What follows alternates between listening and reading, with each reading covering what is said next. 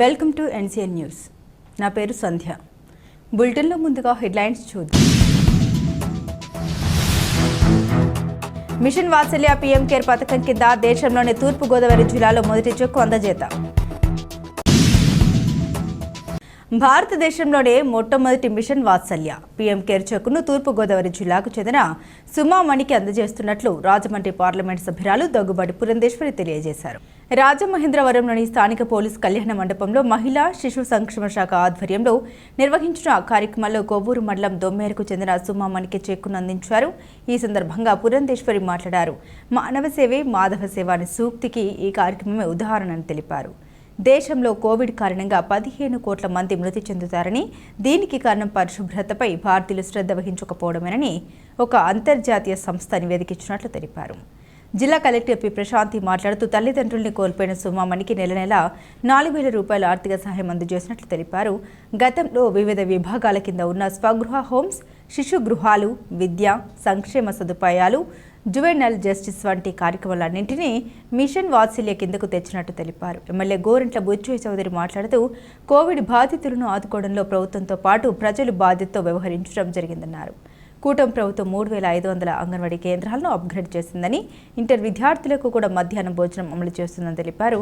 MLA Adireddy Srinivas మాట్లాడుతూ PM care పథకం చాలా గొప్ప పథకమని, ఈ పథకం ప్రవేశపెట్టిన సందర్భంలో ఆనాడు తెలియకపోవచ్చని, కానీ నేడు అది లబ్ధిదారులకు ఎంతగా ఉపయోగపడుతుందో అన్న విషయం నేడు అర్థమవుతుందని అన్నారు. ఈ కార్యక్రమంలో ICDS PD CH Srilakshmi, urban CDPO Narasamma, శ్రీ శిశు సంక్షేమ శాఖ సిబ్బంది, ఏఎన్ఎంలో తదితరులు పాల్గొన్నారు. శాసనసభ్యుల వారు కలెక్టర్ గారి చేతుల మీదుగా ఈ పీఎం కేర్ కింద నమోదు చేయడం జరిగింది. ఇందులో సుమమణి అనే అమ్మాయి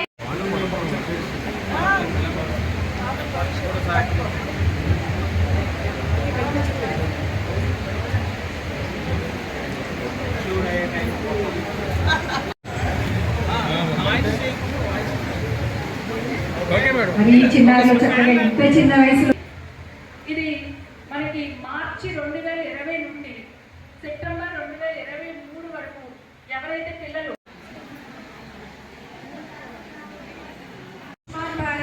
ఉజ్వల యోజన, ప్రధానమంత్రి ఆవాస్ యోజన, సామాన్య ప్రజానికి ఎవరైతే లబ్ధిదారులు ఉన్నారో వారందరికీ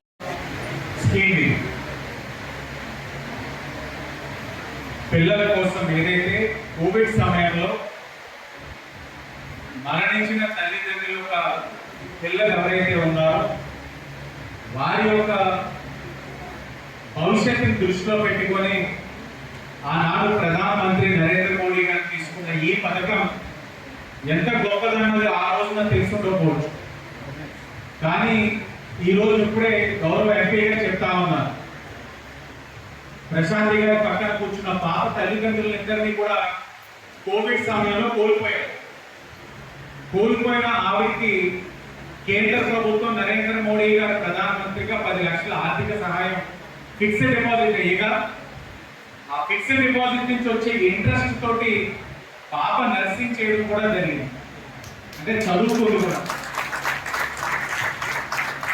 చదువుకోగా ప్రధానమంత్రి గారు కేంద్ర ప్రభుత్వం చాలా దూరదృష్టితో ఆలోచించి ఈ యొక్క సొమ్ము ఏదైతే ఉందో 10 లక్షలు నేరుగా లబ్ధిదారు అకౌంట్ లో వేయడం వల్ల కలిగే లాభాలు నష్టాలను కూడా అవగాహన చేసుకుని 23 సంవత్సరాలు దాటిన తర్వాతే వారికి ఈ ఫిక్స్డ్ డిపాజిట్ ఇవ్వాలని భావించడం కూడా ఎంత దూరదృష్టితో కేంద్ర ప్రభుత్వం ఆలోచించింది అనేది మనం అందరం కూడా అవగాహన చేసుకుంటాం.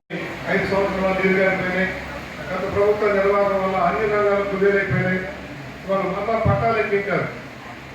ఇవాళ ఎన్డీఏ కూడా చంద్రబాబు గారు, పవన్ కళ్యాణ్ గారు, లోకేష్ గారు, మోడీ గారి సహకారంతో రాష్ట్రాన్ని ముందుకు తీసుకెళ్తున్నారు. మీ బిడ్డల చదువు జాగ్రత్త. రాబోయే రోజుల్లో ప్రభుత్వం మీ బిడ్డల మీద ప్రత్యేక శ్రద్ధ పెడుతోంది. స్కిల్ డెవలప్మెంట్ ద్వారా ట్రైనింగ్ ఇచ్చి ఉద్యోగాలు కల్పించాలని లక్ష్యంగా ముందుకు సాగుతుంది. పెట్టుబడులు వస్తున్నాయి. ఎప్పటికీ 9,00,000 కోట్ల పెట్టుబడి వచ్చింది. 28 లక్షల ఉద్యోగాలు గ్యారంటీ వచ్చింది. పనులు ఉన్నాయి. రేపు మన బిడ్డలందరికీ ఉద్యోగాలు రాబోతున్నాం. మేము ఒకటే చెడు అలవాట్లకు దూరంగా ఉండండి. మీరు కూడా పాఠశాలకు వెళ్ళండి. పాఠశాలను తనిఖీ చేసుకోండి. తల్లిదండ్రులు కంప్లీట్ వచ్చాయి. ఇవాళ ఏదైతే తల్లికి వందల కింద మీకు 13,000 రూపాయలు ఇచ్చి 2,000 రూపాయలు స్కూల్కి ఇస్తా ఉన్నారు మీ బిడ్డల తరఫున. ఆ స్కూల్ని చూసుకునే బాధ్యత తల్లిదండ్రుల కంపెనీలో ఉన్న మీది బాధ్యత. ఆ ప్రతి బిడ్డకి వచ్చిన 2,000 రూపాయలతో ఆ స్కూల్ని టాయిలెట్ కానీ, కిచెన్ కానీ, అలాగే డైనింగ్ హాల్ కానీ శుభ్రం కానీ మీకు చూసుకోవాల్సిన బాధ్యత మీది. మన బిడ్డల కోసం మనం సక్రమంగా ఉపయోగించుకోవాల్సిన వాళ్ళని రెస్క్యూ చేసి మనము ఐసిడిఎస్కి సంబంధించిన హోమ్స్లో ఉంచడంతో పాటుగా వాళ్ళకి కొంత ఫైనాన్షియల్ అసిస్టెన్స్ హాస్టల్కి ప్రతి మంత్ కూడా 4,000 రూపాయలు అందజేయడంతో పాటుగా ఎవరైతే ఇద్దరు తల్లిదండ్రులు కూడా కోల్పోయారో వాళ్ళకి కొంత ఇన్సూరెన్స్ కల్పించాలి అనే ఉద్దేశంతో ఒక ఫిక్స్డ్ అమౌంట్ కూడా వన్ టైం ఫైనాన్షియల్ అసిస్టెన్స్గా ఇవ్వడం జరిగింది. అలా ఇచ్చే కార్యక్రమంలో భాగంగా ఈ రోజు మన జిల్లాకి 20 సంవత్సరాలు పూర్తి అయిన సందర్భంగా మనకి 10 లక్షల రూపాయలు, అయితే ఆ 10 లక్షల రూపాయలకి వచ్చిన ఇంట్రెస్ట్ ఏదైతే ఉందో ఆమె ఖర్చు పెట్టుకోలేదు కాబట్టి ఈ రోజు ఆమెకి 20 లక్షల రూపాయలు మన ఎంపీ గారి చేతుల మీదుగా మనం అందజేయడం అనేది జరుగుతుంది. అమ్మాయితో మాట్లాడితే ఇప్పుడు మనం చూసుకుంటే ఆమెకి మనం ఇన్సూర్ చేసామేమో ఫైనాన్షియల్ అసిస్టెంట్ అనుకున్నాం, కానీ ఆమె ప్లాన్స్ ఏంటంటే ఆమెకి 1.5 year డాటర్ ఉంది. ఆ డాటర్ పేరు మీదుగా 10 lakhs అమ్మాయి ఫిక్స్డ్ డిపాజిట్ చేయడంతో పాటుగా వేరొక 10 lakhs నుంచి వచ్చిన ఇంట్రెస్ట్ ని ఆమె సుకన్య పథకంలో, మళ్ళీ ఇదే గవర్నమెంట్ ఆఫ్ ఇండియా పథకమే, అందులో ఆమె మంత్లీ జమ చేయబోతుంది. సో ఆ అమ్మాయికి మనం ఇచ్చిన ఫైనాన్షియల్ అసిస్టెన్స్ ఇప్పుడు అమ్మాయి చేతిలో ఉన్న బిడ్డకి కూడా ఖచ్చితమైన ఫైనాన్షియల్ అసిస్టెన్స్ అనేది ఇవ్వబోతుంది. సో ఇది చాలా మంచి కార్యక్రమం. దీనితో పాటుగా మీరు ఒకసారి చూస్తే మిషన్ వాత్సల్య అని చైల్డ్ కేర్ యాక్టివిటీస్ అన్నిటినీ కూడా ఒక బిగ్ అంబ్రెల్లాలో తీసుకురావడం జరిగింది.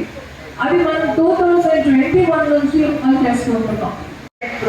జీవో నారాయణ పరహ నర్తకం అంటే దీని అర్థం ఏంటంటే బాహ్యంగా ఉన్నటువంటి శరీరాన్ని కనుక మనం దేవాలయంగా భావించినట్లయితే ఆ దేవాలయంలో ఉన్నటువంటి జీవాత్మని మనం పరమాత్మగా గుర్తించాలి అని చెప్పి పెద్దలు చెప్పినటువంటి స్కంద పురాణంలో చెప్పినటువంటి మాట. ఏదైతే మానవ సేవే మాధవ సేవ అని చెప్పి మన పెద్దలు తెలియజేస్తూ ఉంటారు, ఒక రకంగా చెప్పాలంటే దాన్ని ఈ యొక్క కార్యక్రమం మాధ్యమంగా మనం అనుకరించాము అని చెప్పి మనం అందరూ కూడా అర్థం చేసుకోవాల్సినటువంటి విషయం.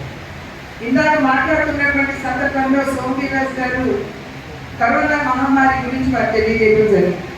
అసలు కరోనా మన దేశానికి వచ్చినప్పుడు 2021 సంవత్సరంలో ఎవరికి కూడా అసలు ఈ కరోనా రూపురేఖలు ఎలా ఉంటాయి లేదా దాని ప్రభావం వ్యక్తుల మీద ఎలా ఉంటుంది అనేటువంటి విషయం పట్ల ఎవరికి కూడా అవగాహన లేదు.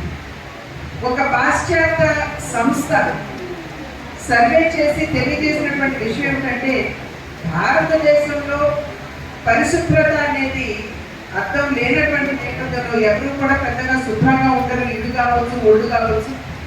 ఆ నేపథ్యంలో కరోనా మాధ్యమంగా భారతదేశంలో 15 కోట్ల మంది మరణిస్తారు అని అంతర్జాతీయ సంస్థలు తెలియజేసినటువంటి విషయం. ఎందుకంటే మనకి 140 కోట్ల జనాభా కనుక పరిశుభ్రత అనేటువంటి విషయంపై పెద్దగా దృష్టి కేంద్రీకరించరు. కాబట్టి 15 కోట్ల మంది కరోనా వలన భారతదేశంలో చనిపోతారు అని ఆ సంస్థ ఇచ్చినటువంటి నివేదిక.